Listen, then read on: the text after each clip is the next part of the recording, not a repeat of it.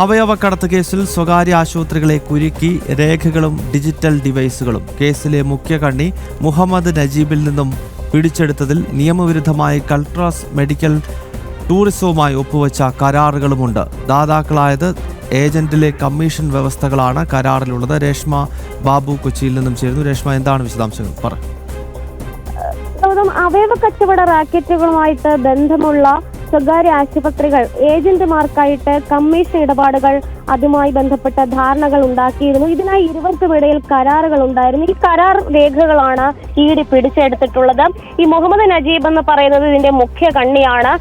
ഈ കല്ലട്രാസ് മെഡിക്കൽ ടൂറിസവുമായി ബന്ധപ്പെട്ട അവരുമായി ഒപ്പുവെച്ച സ്വകാര്യ ആശുപത്രികളുടെ കരാറുകളാണ് ഈ പിടിച്ചെടുത്തവയിൽ കൂടുതലും.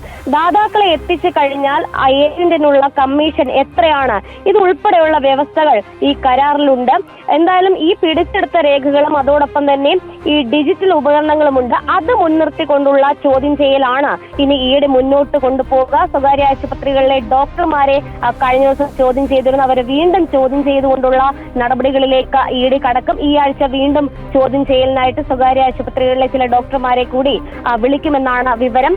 ഈ ശസ്ത്രക്രിയ ചെയ്യുന്ന വേളയിൽ നിയമവിരുദ്ധമായിട്ടുള്ള അവയവ മാറ്റ ശസ്ത്രക്രിയയാണ് തങ്ങൾ ചെയ്യുന്നതെന്ന് കൃത്യമായിട്ടുള്ള ബോധ്യവും അറിവും ഈ പറയുന്ന ഡോക്ടർമാർക്ക് ഉണ്ട് എന്നാണ് ഇഡിക്ക് കിട്ടിയിട്ടുള്ള വിവരം. അവർ ചോദ്യം ചെയ്ത വേളയിൽ അത് ആ ഒരു കാര്യത്തിൽ ഇത്തരമൊരു മറുപടി തങ്ങൾക്ക് അറിയാമായിരുന്നു നിയമവിരുദ്ധത ഒക്കെ എന്ന് ഡോക്ടർമാർ മൊഴി നൽകുകയും ചെയ്തിട്ടുണ്ട്.